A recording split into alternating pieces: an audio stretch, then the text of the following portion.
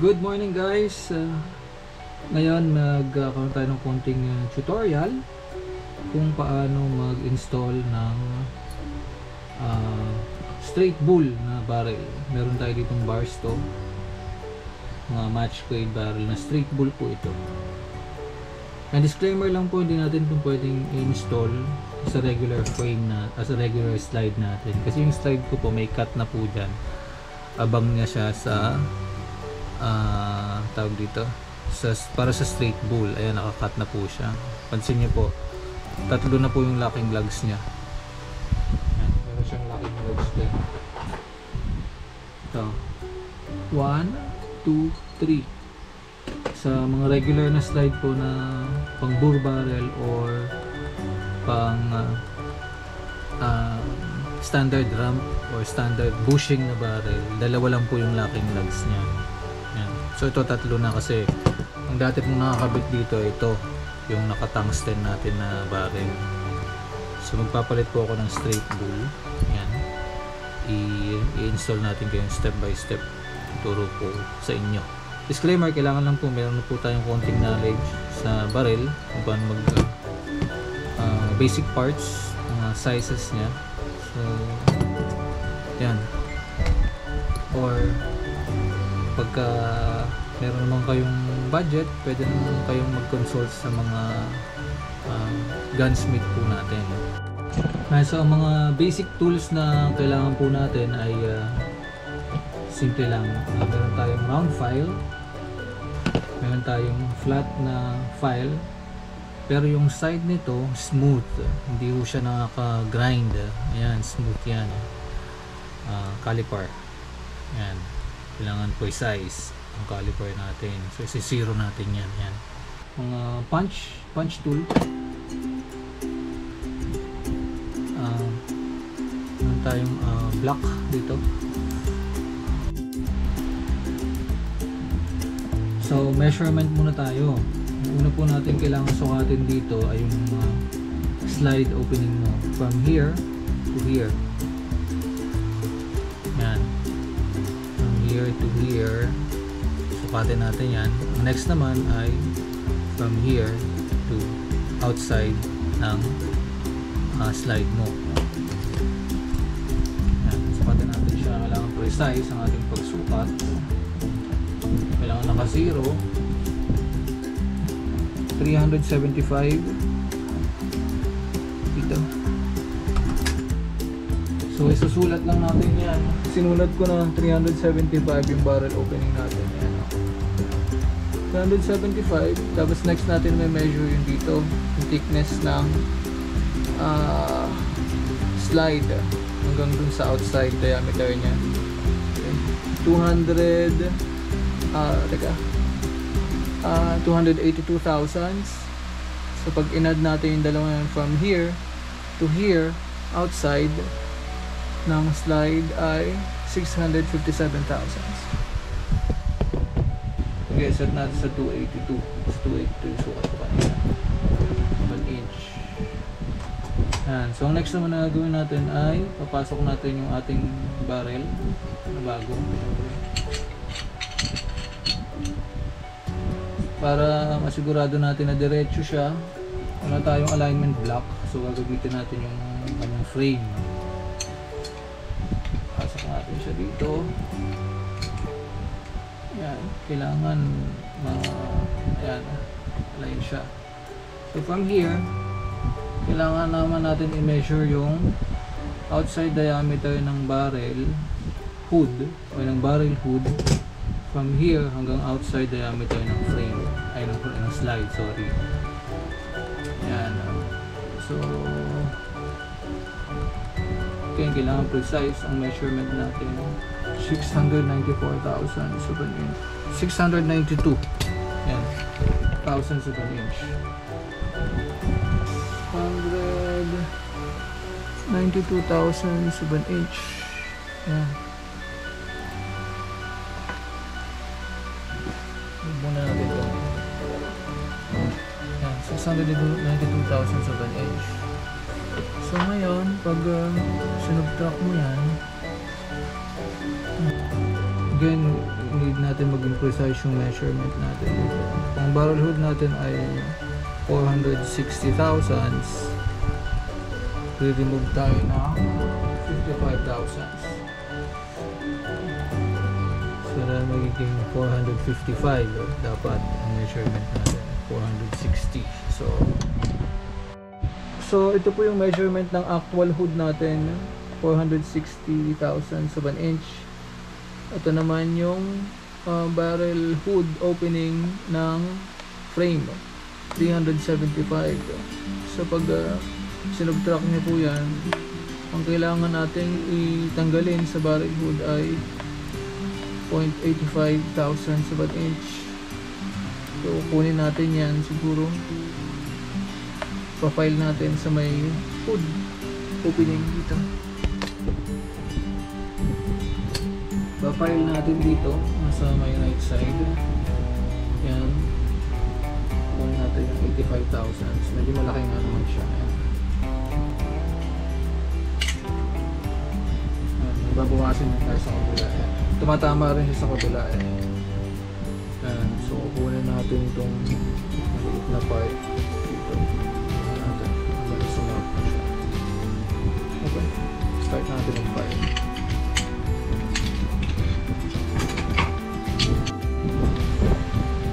So kailangan flat yung gamit tayo ng bench block. So kailangan flat ang motion ng iyong file. Lagyan natin ng mga block yan. Malalaman mo dyan kung flat ang motion ng iyong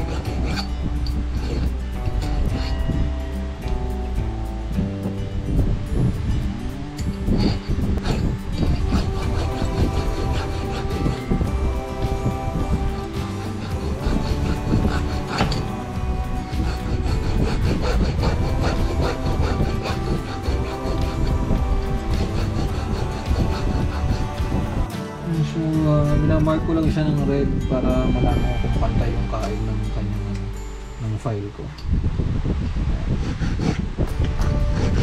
So far pantay naman.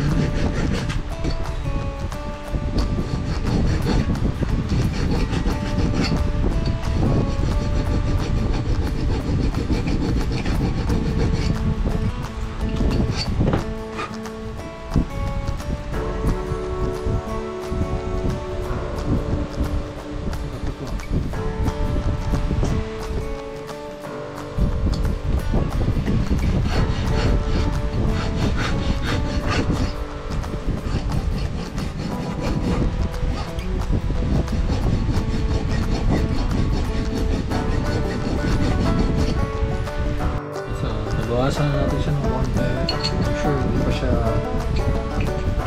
kasya, pero i-verify natin kung hanggang saan tayo kailangan natin bawasan. Yan, kailangan naka-center.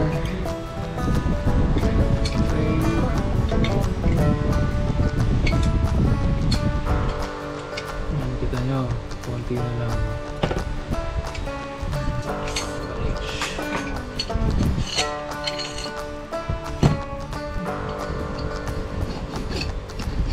Gato, kada bawas nyo guys, kailangan yung i-check yung measurement kasi kung sumobra tayo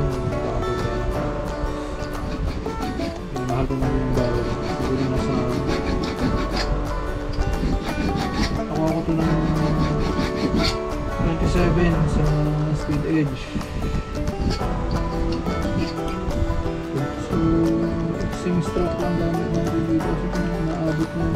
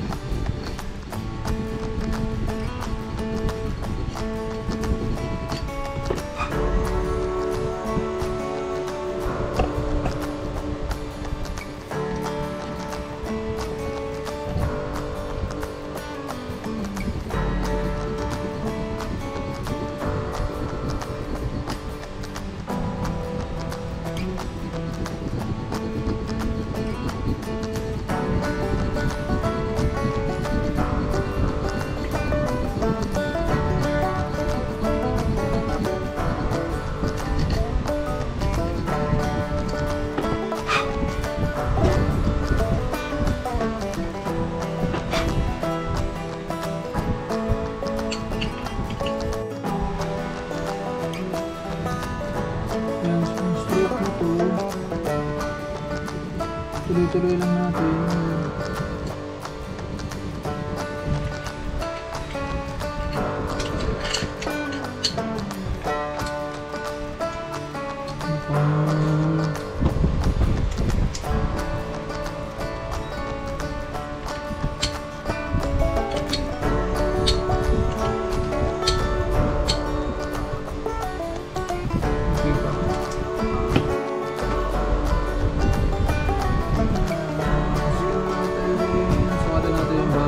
Kung nasaan na tayo.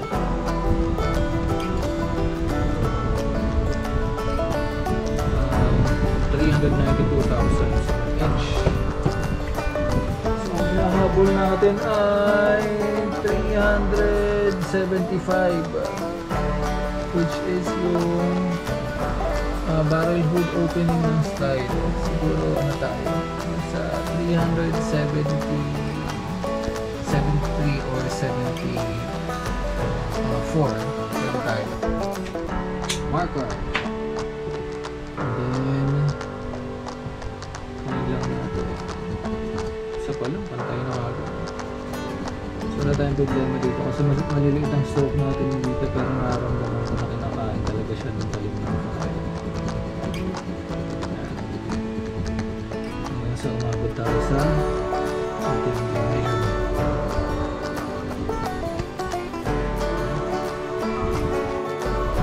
Ayan, so diba 375 ang ating barrel hood opening. Ayan natin yung nasa natin. Sabi natin 379.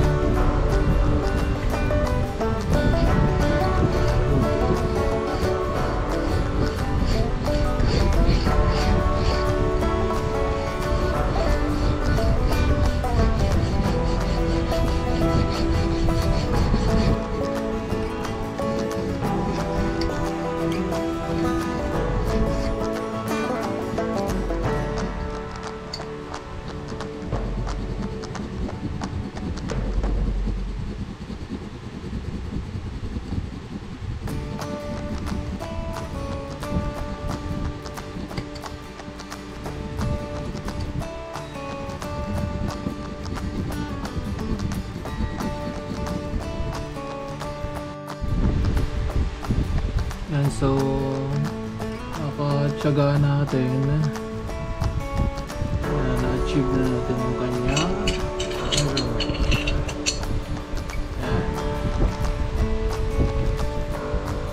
center pa rin siya.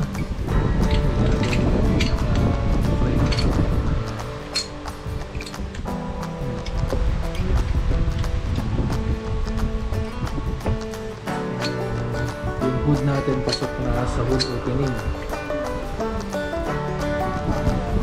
375 yung sukat na hinahabol natin kanina, pero dito 74 siya guys. So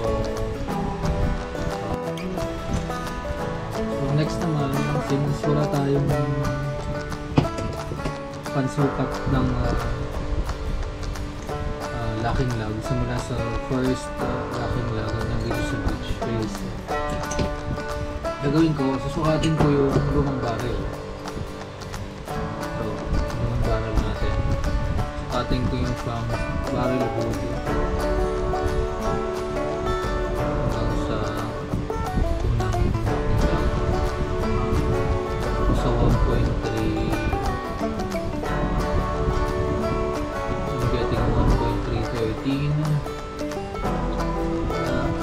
ng system 1.313.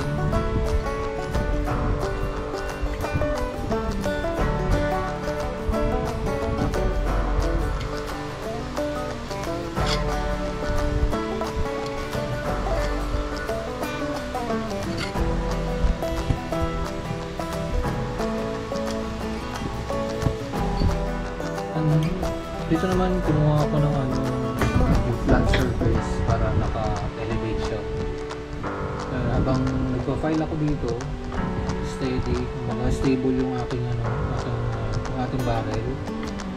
At pantay yung kain, consistent yung mga. Like pag wala akong leverage, dumudulas yung file eh.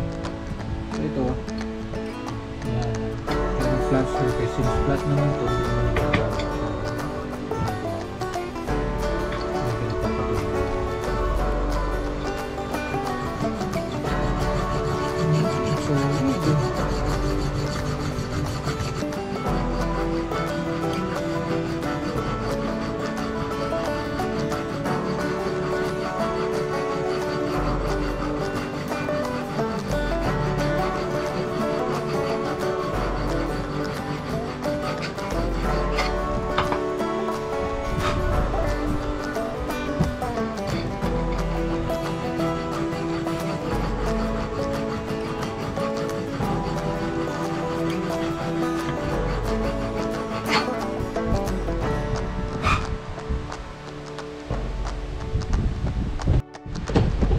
Verify ng lumang barrel.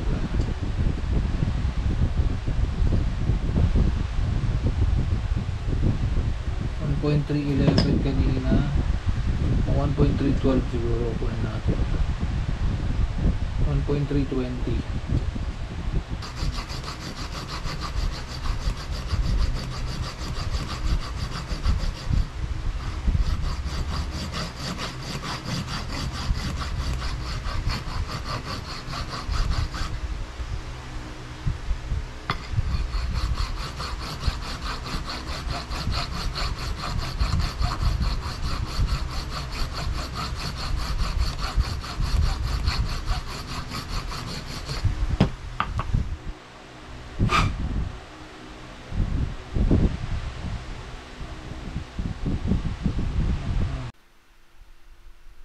So sa part naman na to, tinatapatan lang natin ng flashlight yung yung opening para makita natin kung saan part yung nag-grind sa both sides ng slide. Kasi yung barrel hood makikita mo dumidikit na yan sa sa both sides ng slide opening sa kanyang barrel hood. So kung ano yung nag-grind o tumatama dun sa gilid, yun yung babawasan natin ng paunti-unti para ma-achieve natin yung 1.13 or 1.113 na diameter na hinahanap natin. Okay?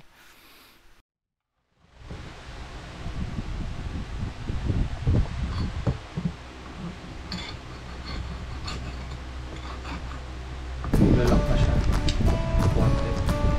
I-engage na yung pinakaunang locking rod dito. Sa pinakaunang locking rod line niya. I-engage siya ng konti pero kung kailangan pa natin dagdagan, bawas sa balo. Bawas pa natin ng konti.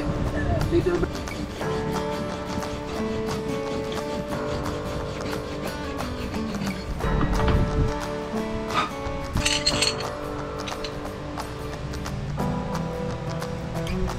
Nag-engage na siya. May tunog na guys. Sige, nag-engage. Napitik na natin yun.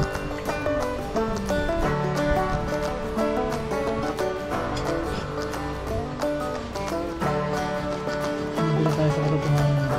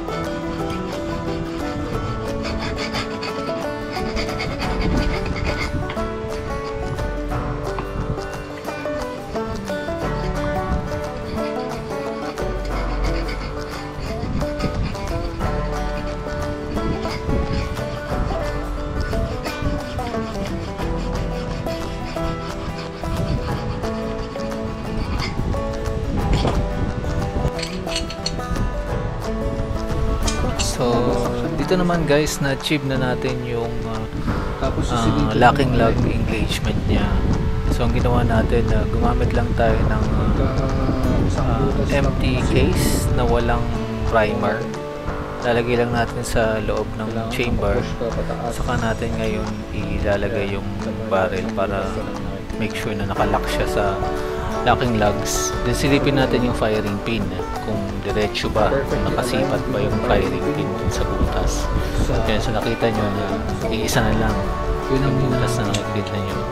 Ibig sabihin na nakasentro yung ating firing pin doon sa primer packet mismo. So diretso ng primer packet, gitnang-gitna yung tama ng firing pin yan, kaganyan. Okay?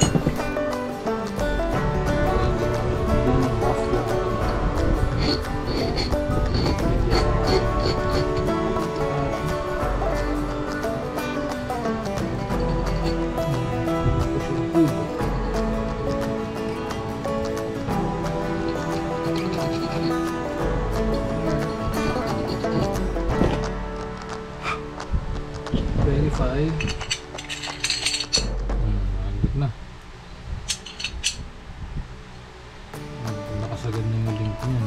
Yung tipong walang alog. So successful ang ating video.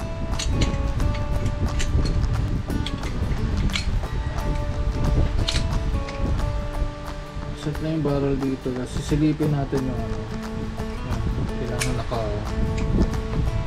itataas natin yung safety.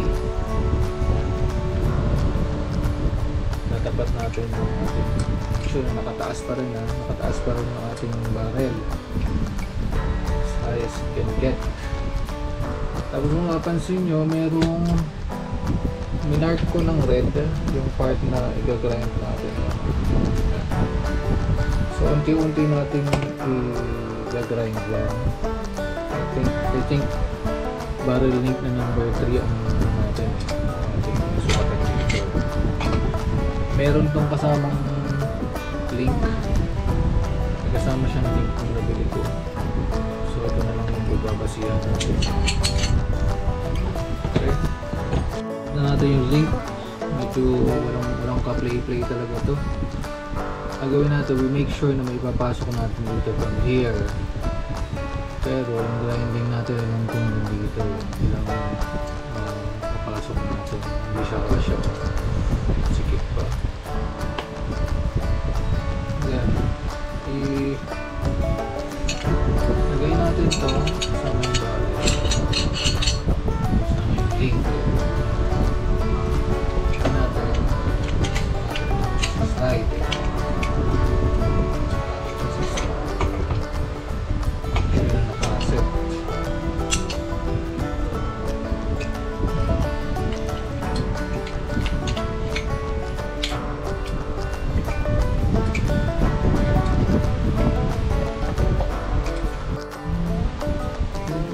Malayo pa tayo, nilagyan lang natin ng maliit na red. Hindi siya kita pero sa part na yun tayo mag-focus ng grinder. Siyempre unti-unti lang para hindi tayo overfire.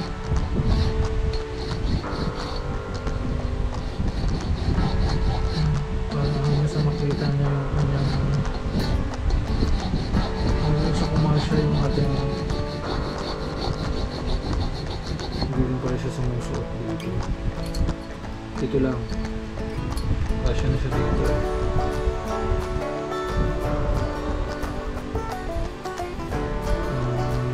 I-grind lang natin yung part na to. Gamit yung grind mill para mas mabilis. Ayan na yung part na yan. Ganun dapat ang gamitin.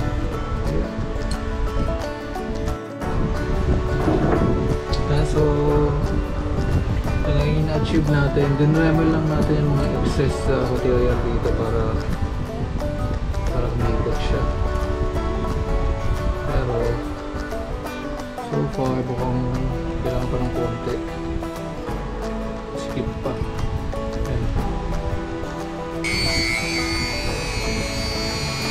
Unti-unti lang guys.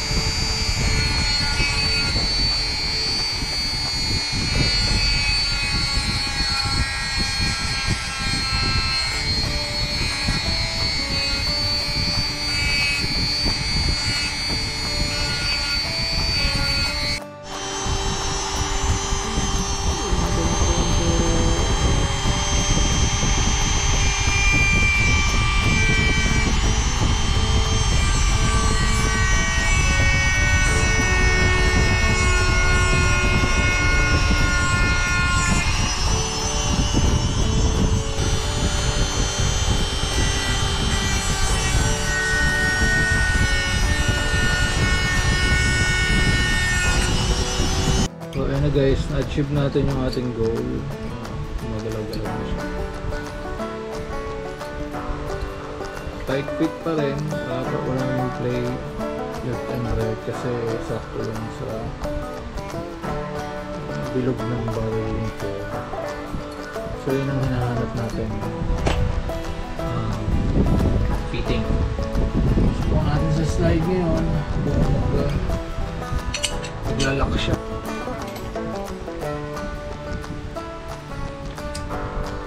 We are pretty close to our goal here.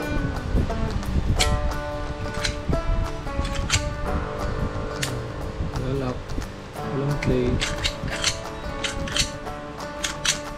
Perfect. Ang gagawin naman natin ay ilalagay natin yung mga spring.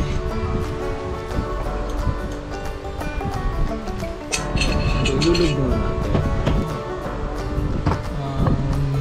Lubricant natin ng konti. Oil dito, oil dito. Kasi mga pinapaliguan ng oil yung gamit ko. Rails, locking lugs. Ito yung sa may magamas. Same din gagawin ko dito. Mas konting oil dito.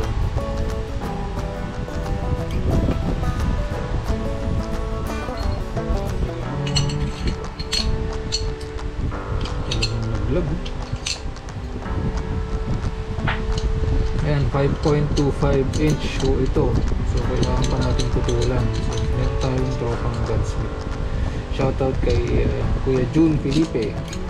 Napakabait na gunsmith po natin. Naglagyan ko, diba? Ayan, so ito yung ating Colt. Verify mo yung kanyang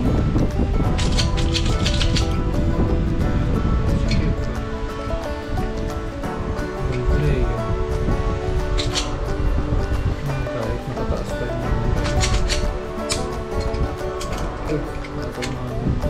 paglutan ko yung tabi yung ating slide internals. Anyway, kapapinta lang natin tapos test tayo. Functionality guys, hindi ko natin nadalala ng range pero sige, pagka siguro may Sunday or bukas meron ko tayong laro sa Gunstock Cup sa Arm Score, siguro padaling ko to para mga test.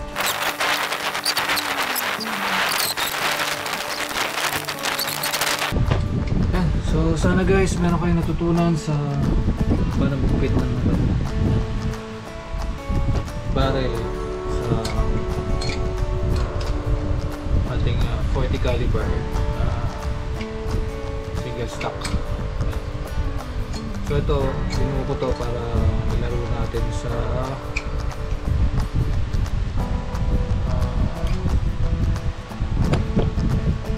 Battle of the Gun Club.